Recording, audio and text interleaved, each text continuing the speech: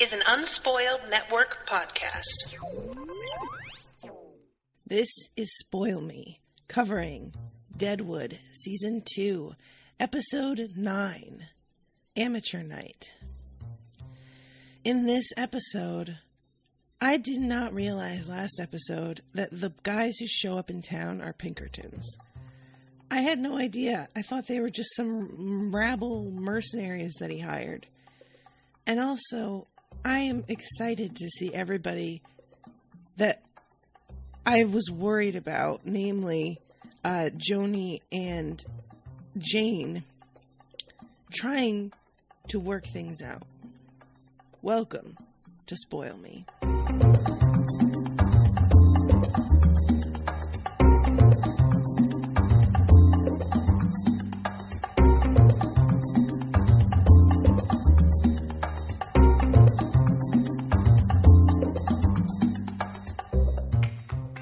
Welcome to the show, everybody. I am Natasha. I am having a pretty bad allergy attack. I'm not sick, I don't think. It's often really hard to tell.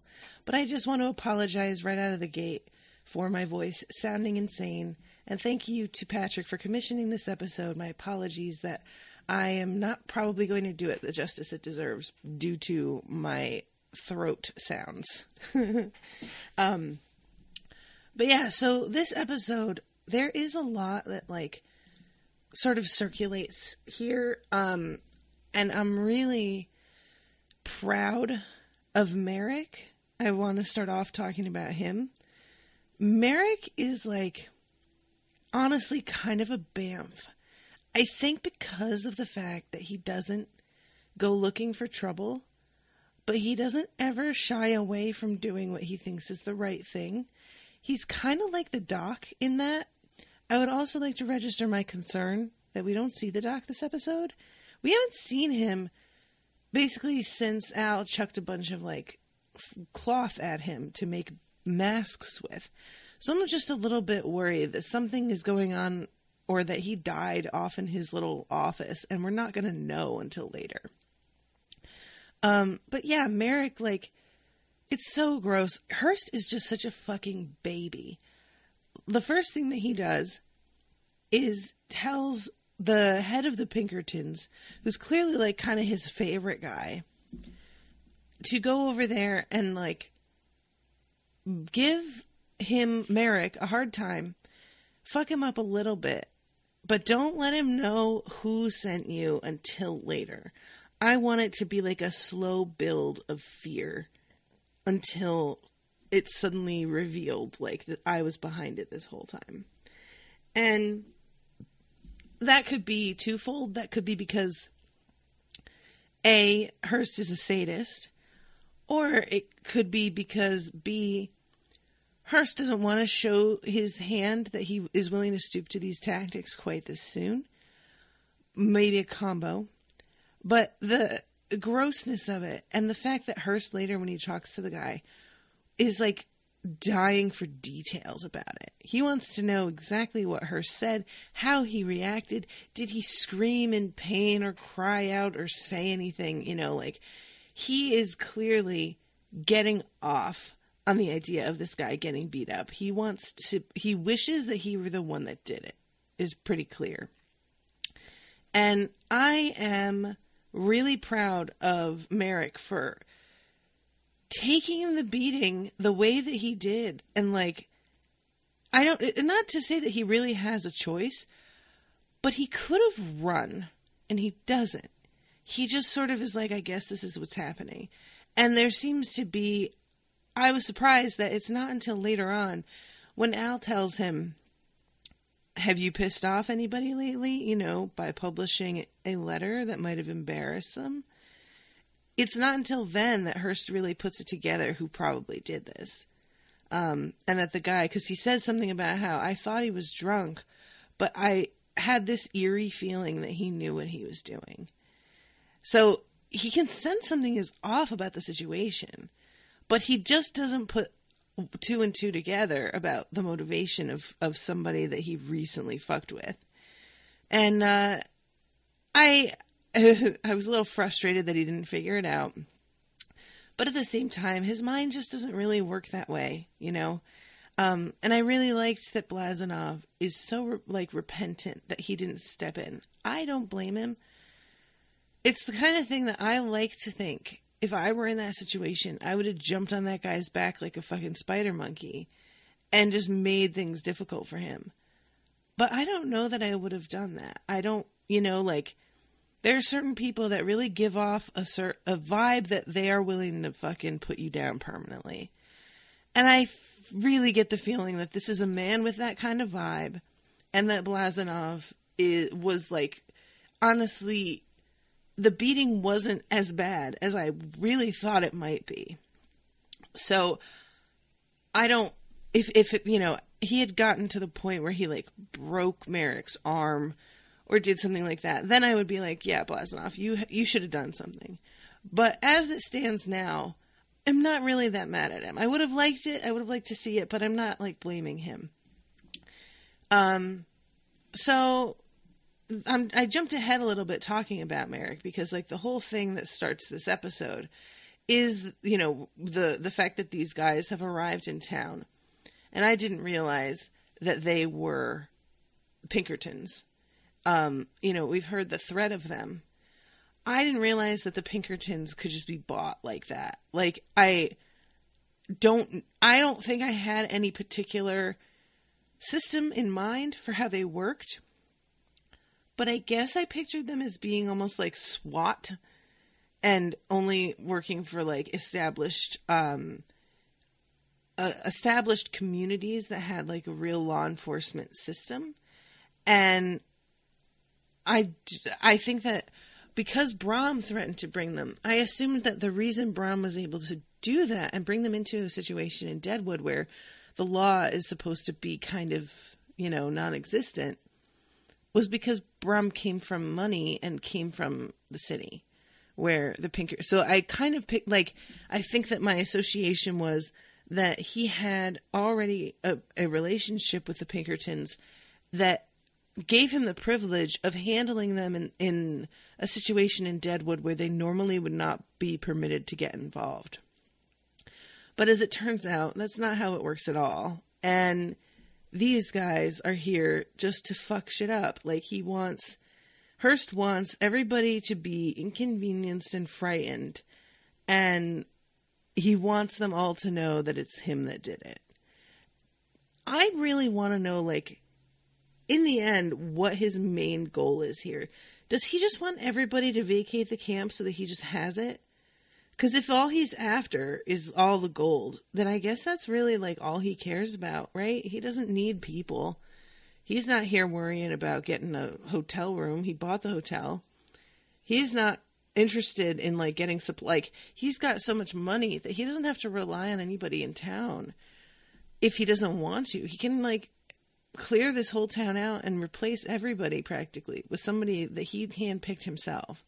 So I guess that's what he wants, is this town that's sort of his personal household almost. With the arrival of the Pinkertons, everything starts to get a little bit messy. They want to, like I said, mess around in the thoroughfare and fuck around with people, but they're also trying to entrap Seth. And this, it turns out, was what Sai was saying last episode that I was having trouble following. What Sai wanted to do was basically start some shit using Morgan Earp, because he gets the sense that Morgan is just as impetuous as Seth, and start some shit off to get Seth involved and basically poke at his pride until Seth does something foolish, and then they can come down on him and it looks like there's real justification for it. I have to tell you all, I just straight up expected that shit to work. I really don't have a lot of faith in Seth, I'm realizing. I like Seth as a person, and if it comes to a judgment about something that he's sitting down in a chair at the gym talking to somebody, I trust his judgment on that. But in terms of his immediate judgment in a crisis, when there's violence, I'm realizing that I just didn't have a lot of faith that he was going to be able to, like, keep his fucking temper. And it turns out that he has learned something. And I gotta say, y'all, I'm really glad that I started to rewatch the first season with Owen as I'm wrapping up on the final season, because it really throws into sharp relief what character arcs everybody has had. You know, there are some people that started off a certain way and they really are pretty much the same, but there's a lot of people who you can see these changes, and they don't have to be big. You know, a character arc doesn't have to be this, like, massive turnaround from, like, villain to redemption, or from a, you know, person who was upright and cared about civic duty to somebody who becomes a depraved, you know, criminal or whatever. It doesn't have to be so extreme. And I feel like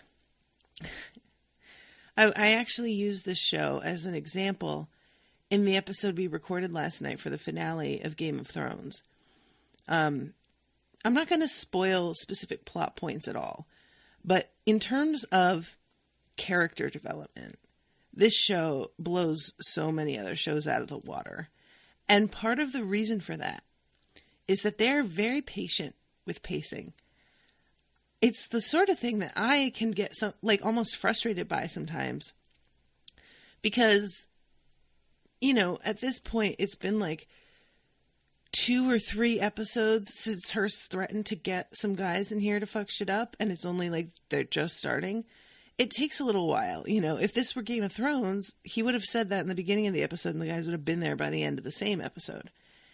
And I don't think you always have to pace the actual plot and movements of the story that slowly, but I think that there's a certain amount of, like, trust in your audience that you must have in order to be comfortable drawing things out fairly slowly and let them see exactly how everybody is reacting to all of this.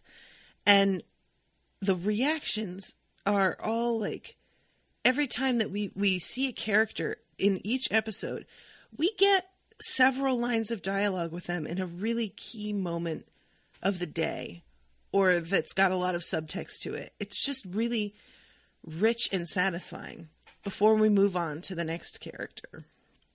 And something like Game of Thrones, they will just show us, oh, they're on a horse heading for so-and-so. And there's not any conversation. Like, they're so much more concerned with everybody looking stone-faced and badass on the back of a horse, rather than having them discuss what the fuck is going on and showing us that they actually have the information they should have, instead of us having to assume somebody told them about it, you know? And this is the kind of thing that I have a lot of, like, I get in a lot of arguments about, because people feel like I can be way too hard on Game of Thrones because of, you know, not liking plot decisions. And honestly, the plot decisions for me fall as a far second to their being just, they do not honor the characters they've created, or not that they've created, but they don't honor the characters that George R. R. Martin created. And they don't even honor the character changes that they seemed to make to those characters in the first couple of seasons later on. So there's no internal consistency. And I love that Deadwood, you can kind of tell, like, if you gave me a plot beat for each of these characters, I could give you an approximation of what I think they'd do or say. Obviously, I won't be an iambic fucking pentameter, but I'm going to have an idea, because I feel like I know these people, and I've gotten to, like, follow their growth, and I have gotten to see what they know firsthand, so I can even tell you where their perspective is coming from. And that also informs what I predict their reaction to be, because I have access to the information they have. And I don't want to beat a dead horse here, but this is what I am into when it comes to fiction and TV. Like, if you're going to write a story, you have to know who you're writing about, because things happen due to people making certain choices. And who that person is will determine what choice they make. Their life experience, their perspective, their baggage, their desires and goals are all going. So, you present two different characters with the same situation, regardless of what the smart thing to do would be in that situation objectively. How are these two people going to react, and how different is that going to look? And this show takes the time to find that out and to let us know, and then sticks with that. There's been a couple little moments for me of feeling like, all right, I don't get this. Like I stand by his reaction to, what's his face that killed those girls, Wolverton. I found really weird considering how he's willing to jump right into like extreme violence later on himself. Nevertheless, that's really like small potatoes, and I just really enjoy seeing this like slowly percolate. So, all right, we have this opening scene where for some reason, both of the Earp men are turned out of the brothel. I'm not really clear on what causes them to be like kicked out, but it really feels like they overstayed their welcome, and I'm not totally sure what if there is a limit, like if you're only supposed to be in there an hour and they slept there all night or what. And both of the women, they seem to be kind of taken with the Earp brothers. And I wondered if that was going to turn into something. But it looks like at the end of this episode that the Earp brothers are just gone. And I'm really kind of baffled at why they were... Like, this feels similar to Veronica Mars showing up and then getting killed right away. Like, and this might tie in with them not having the renewal after this season. But the Earp brothers felt like they were going to be a key element to things. And now they're just gone, I guess. And I'm not... they may... turn up they may be trying to get out of town and they are stopped on the way out, or they're like reeled back in somehow. I kind of feel like that's what's going to happen. But I also I just don't really know what I'm supposed to get out of it if they have left by now. So I'm going to sort of reserve judgment on exactly what goes on with them until I know whether or not they return and their presence had any sort of influence on anything. Because it's just sort of weird to me, we're going to have this moment of one really famous dude and his much less famous brother roll into town in a kind of dramatic fashion with this stagecoach that got supposedly attacked, and a bunch of confrontations between them and Seth, where finally Seth relents and says basically, "I'm sorry I didn't trust you."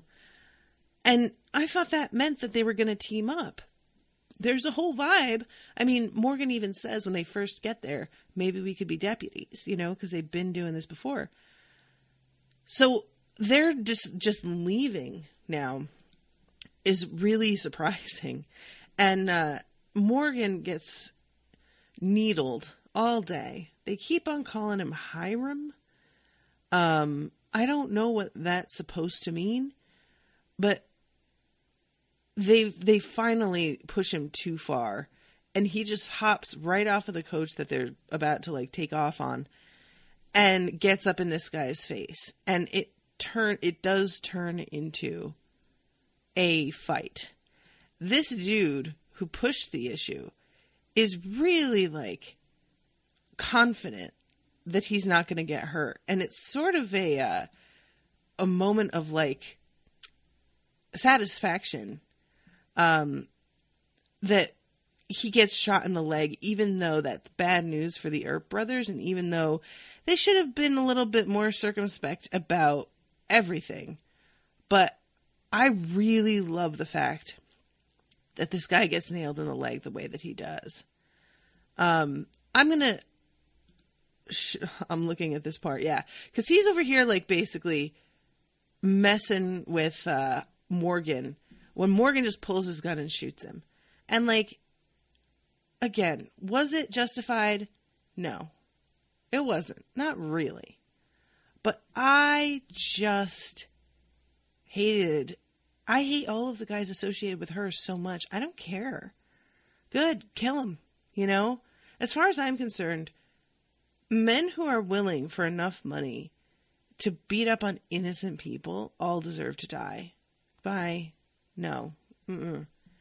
And we have Wyatt running out there and immediately pulling the guy's gun out of its holster. He has some real presence of mind in this moment. And I would not be surprised if this isn't the first time that he has had to kind of cover for his brother pulling something like this. But yeah, he runs over there, pulls it out, and the head of the Pinkertons, who I guess is named Barrett, he says he was ordered not to draw. And Seth asks him, "Oh, really? Did you take his gun out of his holster? Because it's out." And he says, "Was it you who took it out after he was down?" And Seth basically looks like he's going to pop. He is so angry. I don't know if Seth saw Wyatt pull the gun out. I think he did. I think so. But I'm not positive. And the way that whole moment is framed, it's like kind of hard to tell how fast it happens. I'm going to go back and look real quick and see if I can tell. Let's see them blisters, Hiram. Holds his hand up and then pulls, draws, shoots. Guy goes down. Wyatt rushes over, pulls the gun out, and puts it on the ground. And Seth, maybe Seth didn't see. Yeah, I don't think he did. But regardless, Seth feels very much that he's in the right here in the way that he's handling this. And the anger in his face and the indignation is the word that I want at being accused of setting up this guy. And for what reason? Obviously Seth is against Hearst and we know that, but that he'd be this sloppy, get the hell out of here. So this dude really accuses Seth straight up a couple of times and just is like, I told him not to draw, so I know that he didn't. And I say someone pulled it out of its holster. And Seth grabs the guy's ear and yanks him down off of this porch and brings him to jail, and then tells the two brothers to follow him because they're going to question him. And this is Seth managing to keep his temper. Now, granted, he's making in some ways a similar mistake as he made with Hearst, where he kind of caves to his desire to get an immediate bit of satisfaction of putting somebody in their place. And in that respect, I was concerned that this was going to backfire on him really bad. But it seems like they wanted to make him kill somebody. So when it comes down to it, they failed in instigating something with Seth. And for that, I have to say, I'm proud of you, son. I am proud of you that you were able to hold off from wreaking complete havoc on this place. And I just want there to be, I know that this is so unlikely to happen, but I want there to be some long-term repercussions for what Hearst is fucking doing, because this just bums me out to watch everybody have to be so careful. Even Al says something like, until we get our reinforcements, can we learn the ways of church mice? And I'm like, I don't want to watch Al be a church mouse. I want him to, do the thing. So, all right, now that I brought up Al, let's go back to Al. So, he is having his morning coffee. He comes downstairs. And there is a new dude here, Davey. Have we met Davey before? I feel like we may have, but he's not ringing any bells for me. I don't know if he's going to matter. But I just wanted to mention that he's here. And I'm not confused. Excuse me. I am worried that any new person I'm not going to really trust. But we have a moment where they all go out and take a walk together and watch these dudes in the thoroughfare fucking around with Woo. Woo is already like caked in mud and dirt. He has this whole suit that when he rolled into town a while back, he was looking a little bit ridiculous, but also kind of spiffy. And then he obviously has like not taken it off to wash or anything. I was wondering if he had like lost his position in the camp due to what a mess he is. But based on what he says later, I guess that's not what's going on. So to summarize, we have an amazing scene where Johnny is like putting himself forward, talking to Woo later. And Woo is drawing, and Dan is obviously a little jealous of Johnny's intellect. And I put that in quotes because Johnny isn't as stupid as I was led to believe at the beginning of the first season. He is not super smart, but he's got a better instinct than I think people give him credit for because he hasn't like had to use it too much. And Dan is like irritated that Johnny's acting like he knows what Woo's drawing when he clearly doesn't. He doesn't know what any of this is, and he's acting like he does, and it's just irritating to Dan. And as somebody who reacts this way to know-it-alls as well, I felt for him a lot in that moment. Like, I get so mad at people who either act like they know what they're talking about when they don't, or who use words wildly incorrectly when you can tell they're trying to be impressive. Those are two things that I like. You do that and my respect for you will plummet to basically nothing. So I got it in this moment when Dan is just fucking stop it. You don't know what he's talking about. I don't know what he's talking. It's fine. Go get Al, you know. But then as the conversation continues and Al comes downstairs, Al is getting so frustrated. Like, he's of the mind right now that Woo is a distraction.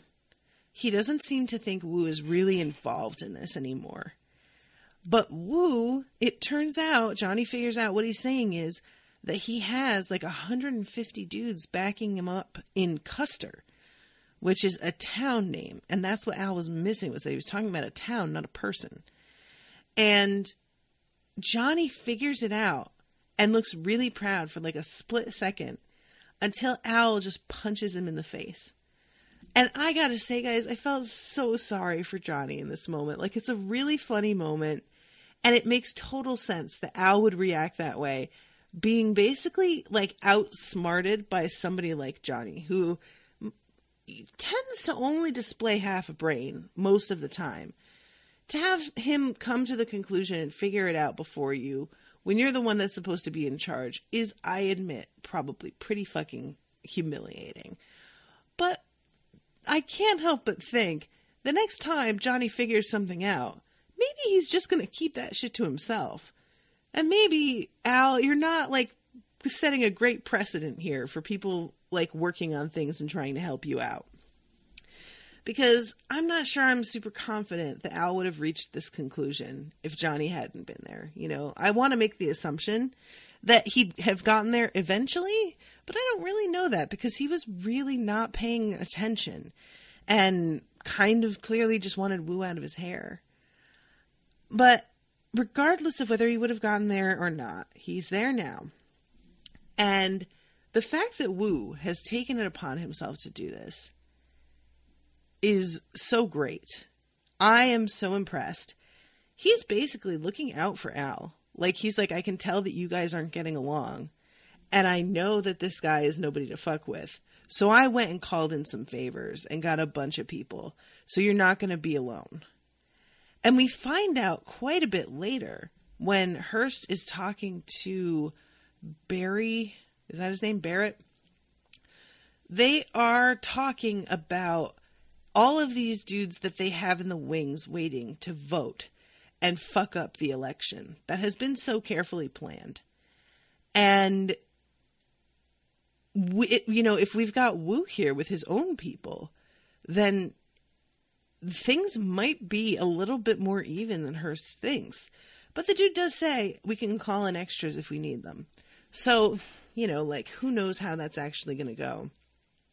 I would like to register a, you know, just a tiny bit of soapboxing here, that there are all these accusations of false voting or, you know, voter fraud or whatever, which documentation has shown to be almost non-existent. The existence of voter fraud is practically a myth. It happens so infrequently. But we have this moment where this guy can literally buy people to come vote. And then we have, in the modern world, gerrymandering, which is essentially, I have enough power that I can decide who votes. And it's just astonishing to me that the very people who constantly try and disenfranchise people are always the ones complaining that they're being screwed. And it's just like history has just shown, if there's voter fraud and tampering, it's usually people who have a lot of power, who are able to pull that kind of thing off. One person going in and voting twice is really not going to have any sort of effect on anything. Unless you were able to get a crew of 300 people to do that in a very small town, even that's probably not going to do anything. But the paranoia that has been stoked in this country about voter fraud and the risks that, you know, like, it's just all trash. And it's so annoying to watch Hearst be able to pull in a huge posse of dudes to vote exactly as he tells them to vote. And this is the fucking world, you know? And I'm just like, I just get real mad, guys. It's the sort of thing, when it comes down to it, that if you've ever taken one of those personality quizzes when you've had to get a job at like a big box store or something, you're often given like a set of like 30 questions where they ask you, if this situation happened, what would you do? A, B, or C. You think people are mostly trustworthy? Yes, no, unsure, or like, you know.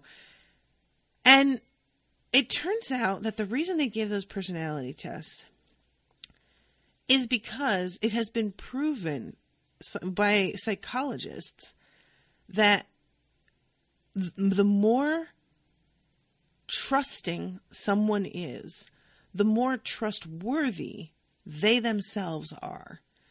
Essentially, if they are so trustworthy that they don't commit crimes, it probably won't even enter their head that other people would commit crimes. Like, it's a pretty rare thing. And that feels like such a telling, you know, because like I said, the very people who are always whining and complaining about voter fraud are the ones who often essentially commit voter fraud, or legalized, you know, they use loopholes to commit essentially voter fraud, in my opinion.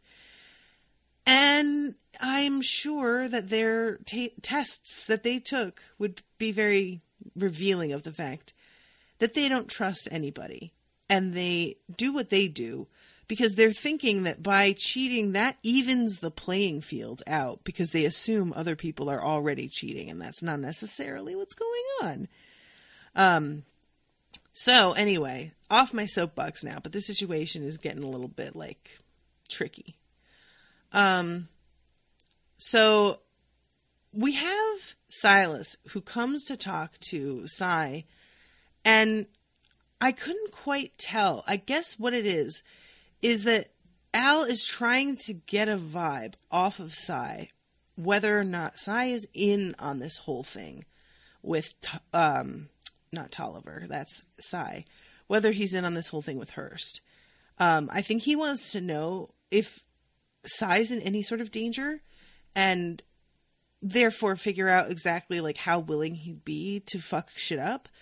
And it seems from this that Cy was not aware of anything that was happening. He seems pretty nervous.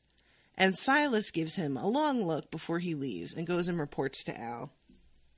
And Al asks him, so you think he was telling the truth about this?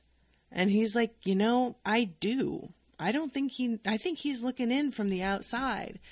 And Al says something like, we should create a fucking club, which I really liked.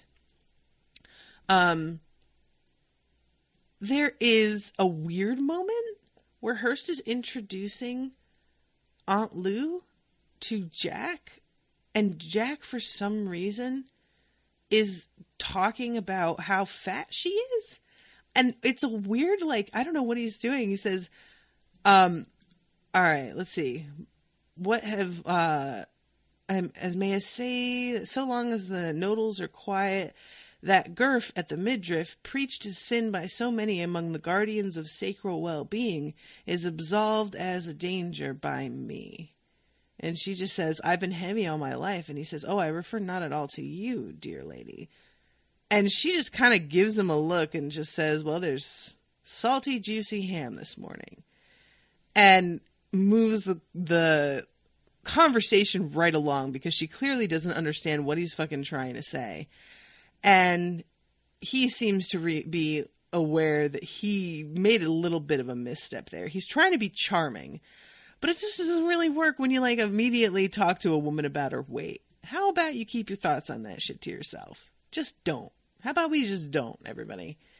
So Jack sits down with Hearst here, and Hearst presses him a little bit to find out what Al's reaction was to all of these men coming in.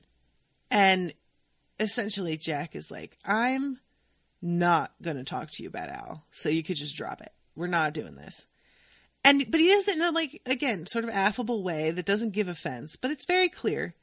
And in the background, we've got one of these guys cutting in front of another for breakfast, and the one who complains, it looks like they, like, break his hand or his wrist or something. It's, like, pretty brutal. He stomps on his foot, but he also, like, yanks his hand in a way. So it could be that they broke his foot or, you know, God knows. But it's pretty, like, getting pretty rough around here. I do not care for this turn of events. All right, so let's have this moment where Alma is heading over to the bank. Can we just real quick talk about Lewis, who stands guard outside, and his fucking beard? It is a thing of beauty. It's like reddish, but then he's got these two white patches on either side of his chin that are very symmetrical. It looks amazing. I actually thought for a second, he looks so much like Ellsworth to me, except in a beard, that I thought, as a bunch of time supposed to have passed, like, I thought that was Ellsworth for a split second until she says Lewis, and then I was like, oh, okay. And she goes in and takes a deposit from Trixie, and Trixie essentially is like, you look better. I can tell that you're not on the shit anymore, are you? And Alma's like, no, I'm not. And I kind of wondered if there wasn't going to be a reconciliation here. If Alma was going to be like, you know what, Trixie, I'm going to take you back on. But she doesn't do that. And I'm disappointed in her. She knows that Trixie has gone back to turning tricks, essentially. And Alma seems to be kind of okay with that. I don't know. I'm going to read this because she says, good morning, Lewis, and I trust your night was uneventful. And she asks Trixie, because the bank isn't even open yet, so Trixie's waiting outside. How have you been? And Trixie says, no complaints, as if anybody would give a shit. I come to put in some money. And Alma just says, I'm glad, but doesn't ask where from. And I'm assuming that Trixie has gone to turning tricks again. But I don't really know if that's true or not. I assume if she's got money to deposit, that's where she's getting it from. But she says something about how, like, if the bills aren't any good, then it's my Jew boss who's the culprit. So is she getting paid? Is that, like, does it turn out that, what's his face? Saul is paying her? I don't know. But yeah, she drops this money off, and then we've got Jack coming in, and he deposits $4,000, but then he wants to borrow $4,000. And it turns out that what he's doing is essentially like creating a kind of collateral, because he knows that banks don't trust actors who go in and out of town so frequently. So he's trying to like create like a credit history for himself, essentially, which I thought was a neat idea, you know. And his conversation with Alma was pretty entertaining. I just enjoy seeing the variety of ways that people react to Jack, because Jack is definitely not for everyone.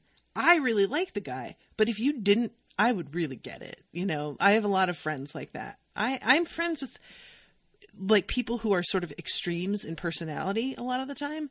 And it's the sort of thing where I really, really understand why some of them might not like each other, or people that I respect don't like them. But it's, you know, for whatever reason, I am able to like just turn off the part of my brain that gets annoyed with that particular like personality trait or whatever. And Jack, it seems that the way that Alma reacts to him is pretty favorable, because she seems amused. And when he like invites her to come to the amateur night, she's almost like, it seems for a second like she's, I wouldn't say tempted to do it, because I don't really think she's would ever do such a thing. But I think that there's a little bit of like combination of longing that she wishes she could do something like that and it wouldn't be super undignified. But also the fact that he like invited her is, I'm wondering if Alma misses this kind of thing from her previous life.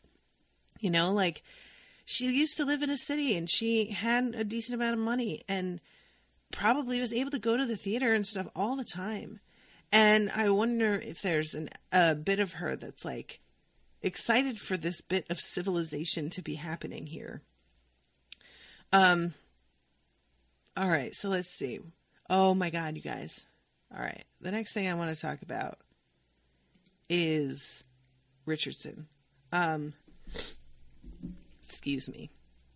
Richardson is one of the kind of like slow burn characters that I'm starting to really love. So he's got this whole thing with the antler and Alma. Such a weird, I love it, but it's super weird. He has this whole weird relationship with EB, where EB like absolutely despises him and treats him like trash for no reason that I can tell. There's nothing that Richardson does that I see as ever being offensive. Is he a smart dude? Maybe not.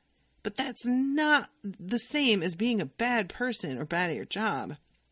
And EB just treats him like... And there's a moment later where Richardson goes to amateur night, and he is... I don't even remember what it is that he's doing. Oh, he's juggling.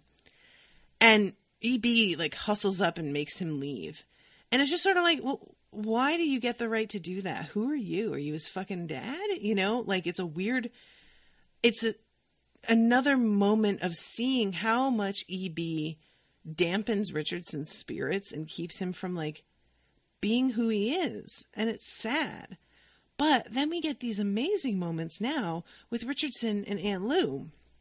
And I would just like to go on record right now that these moments with the two of them are touching as fuck. I love it. Like there's a moment, I think last episode, where... Is it that last episode or this?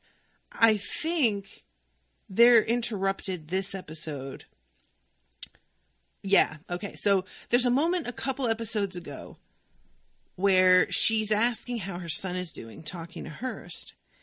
And I had forgotten to mention it when it happened, but he says something like, he's holding his fucking own. And it's startling because we rarely hear Richardson speak. When we do, he never really swears. And he's often speaks in a way that feels almost like perfunctory. Like he feels like I'm meant to respond. I can tell by the way you ended your sentence, lifting your voice, that you want a response. So I'm going to respond. But I don't really have anything to say. But this moment, she asks him a very particular question. And he gives her an answer. Like, he went out there keeping an eye on things for her, on her behalf. Like, he cares, you know? And then in this episode, she's teaching him how to smoke and cure hams and is quizzing him on how to do it. And she's being really patient and super encouraging to him. And it's clear from him, he gives her all correct answers. He's obviously learning. He hears and remembers. But fucking EB has never taken the time before to sit down with him and treat him like a person. So there's all this potential there for this guy to do better and no opportunity, you know? And I love the fact that Aunt Lou connects with him in a pretty superficial way, one could say. But then when she gets the news about her son, she goes to him for comfort because there's really nobody else in this town, except if you like went to one of the Asians, I guess, who's as low on the totem pole in terms of social privilege as Aunt Lou is. A black woman. That's pretty, like, I'm not even sure that she is up to the level of the Asians in terms of privilege. I don't know who was like in better standing at that time, but I'm going to go ahead and say I think a black woman would fall below. And Richardson, it's a weird thing because he's a white man, but he's like barely seen as human, it feels like, by a lot of people. It's almost like he's not even there. And the fact that we get to see the two of them having this really emotional moment of him supporting her, and he's supporting her well. You know, he's not like telling her don't cry or being super awkward. He's holding her in a really like intense embrace and rocking her back and forth and letting her let it out. And it's really like, I just was so touched by it. I was so moved by it. The whole way they interact with each other is a bit of a balm for this loneliness that they each must experience. And that's not even talking about the realities of her son being killed, because I was a little startled that this happened the way that it did. It's obviously super suspicious, you know, and she seems to be pretty sure Hearst killed her son or had him killed. Now, that may be. I really wouldn't be surprised at all. But I have to confess to not totally knowing why he would do that. Because he says, you know, he suspects at first that Odell is lying about the claim in Siberia, right? Then he like seems to believe him, but it's not like he knows exactly where it is it? So killing him now, before he's gotten his hands on anything, seems a little bit premature. But maybe it's a whole other thing. But obviously Aunt Lou thinks it's, you know, it's Hearst. And I don't blame her at all for thinking it's Hearst. Like, if I were in her shoes, I'd absolutely be positive that it was Hearst. And I sort of hope it was, just for the sake of the tidiness of the story, because I feel like, you know, this is episode 9. There's probably only 3 more, maybe 4. I have to assume that there's not going to be an addition of another facet to this story this late in the season. But they didn't know that this was the last season, right? So maybe they started something else and it just doesn't wind up being resolved here. But yeah, so that scene, like, I just, the thing that really makes me disgusted too is how much Hearst tries to act like he actually gives a shit about Aunt Lou. And because Hearst has no connection with humanity in general, because he is such a complete sociopath, he really probably believes that he does care about her, because he just has no fucking point of reference for what it means to actually really care about somebody. So in a lot of ways, he's not lying, I wouldn't say. However, how patronizing he is, trying to be like, oh, you don't need to make dinner. You shouldn't need to with your grief. And I'm just like, you know what, dude, just keep your fucking shit to yourself. And also, as somebody who's like, I use work to drown my feelings, I really get why she's decided that she's going to continue making dinner, because she's just like, no, I'm not going to do this, like sitting in my room staring at the wall, grieving alone with nothing to distract me from it kind of thing. That's not how this is going to go down. So anyway, I just really, the whole thing with Hearst and how he treats everybody and the way that he, how skewed his perception is of what it means to just be a person is real frustrating. Because if somebody has no empathy, if somebody really is that disconnected from what it means to be a human being trying to live in a society of people who care about each other, there's not a whole lot of hope that you're going to be able to like make them a better person. That's like them learning a new language, you know, and that's them learning a new language when, as far as they're concerned, they're already speaking that language, because that's how off the track they are. So I feel like Hearst is just hopeless, basically. All right. So let's talk about Jane, Joni, and Mose. Now, I was real annoyed with Mose and wanted him dead after what he pulled and the way, like, he was so incredibly rude to everybody who talked to him about it, as if they didn't have the right to be, like, suspicious of him killing his brother, because it's exactly what happened. So imagine my surprise when Mose feels like an asset in this episode. There's a couple different moments where we've got, first of all, the transfer of the kids from the brothel schoolhouse to the real new schoolhouse. And there's this whole thing, this funny like little bit about that whoever built the schoolhouse decided not to cut the tree down. And they just like built the schoolhouse around the tree, which everybody is just sort of like, why did they do that? Like, and that's sort of baffling to me that nobody checked up on this guy while he was building it. And so it was just a complete surprise when they all saw it. And the guy has apparently skipped town because Joni is trying to find who it was that built it and ask him why the fuck he did it this way. And there's no sign of the guy, which leads to a conversation between her and Charlie Utter, where he's asking, like, why is it that you want to even find the guy? Like, isn't the story not about the dude who did it, but about the fact that there's a tree that goes through the building? And she's like, well, I want to ask him why he did it. And I'm like, yeah, no, I get that.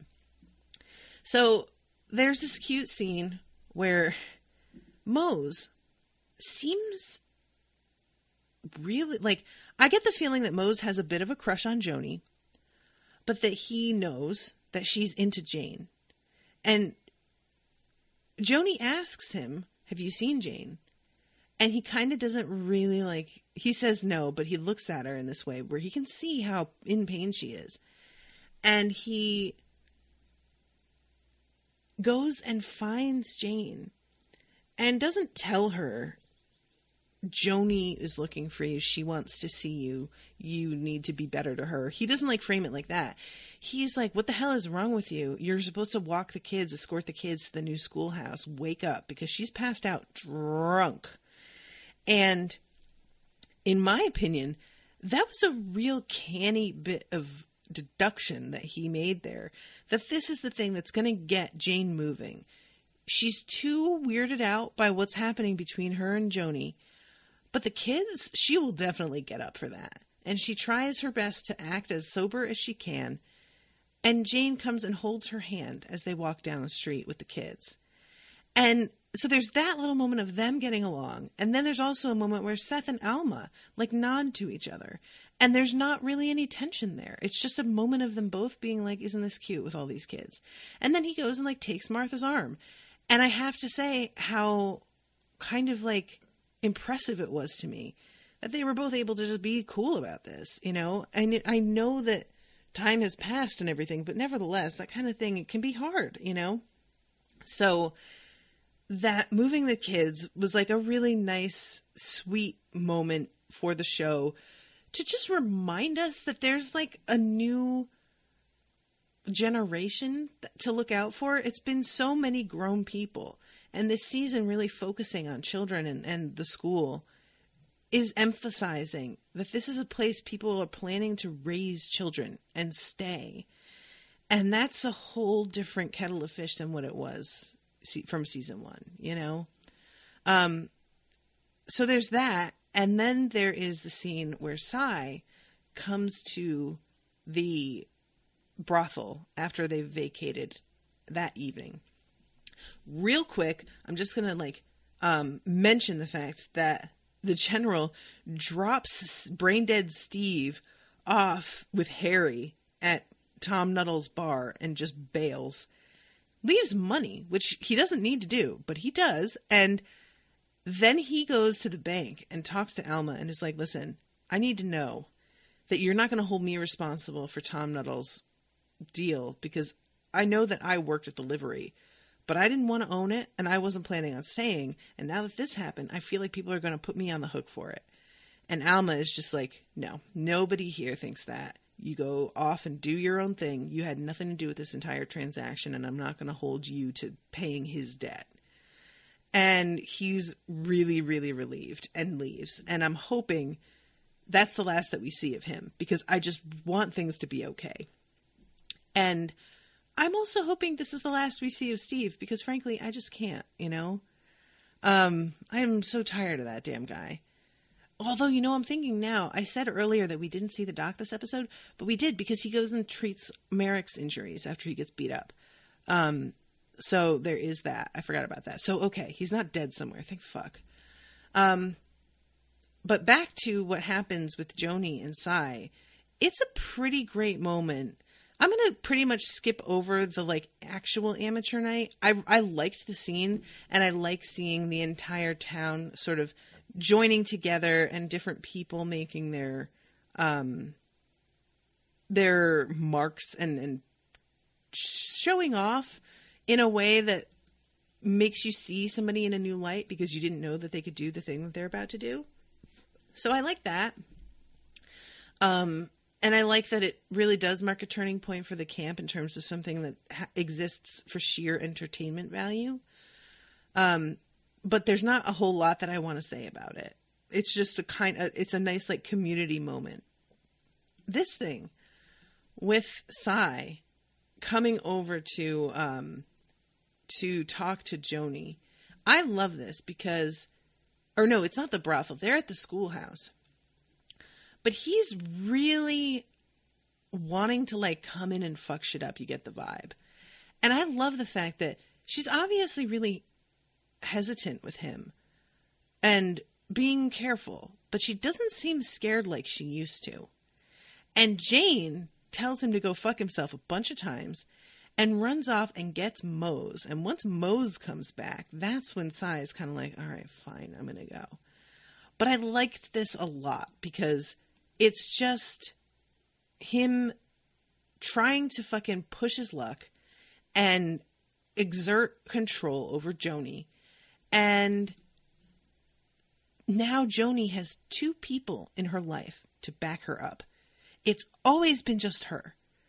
And the fact that these 2 people, couple of real unlikely types, to be honest, are there to protect her and have her back is super meaningful.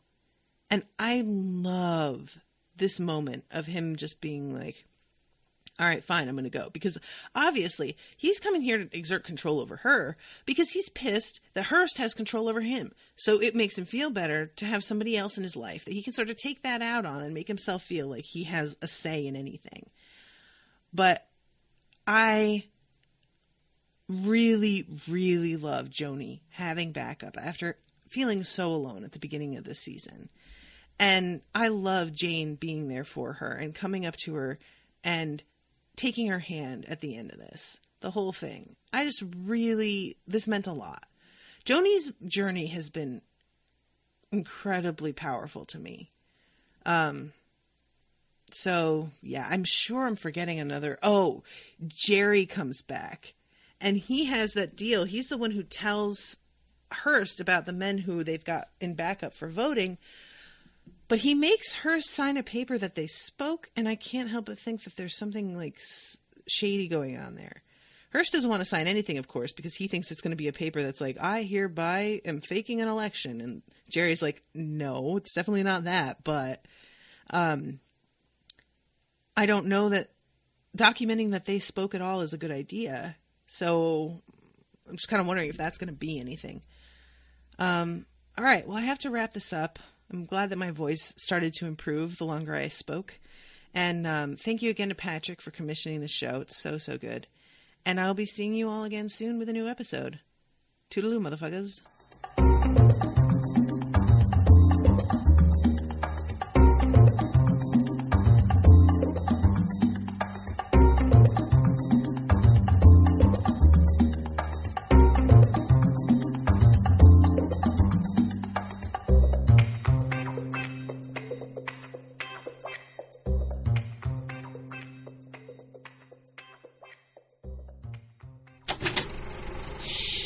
That was an Unspoiled Network podcast.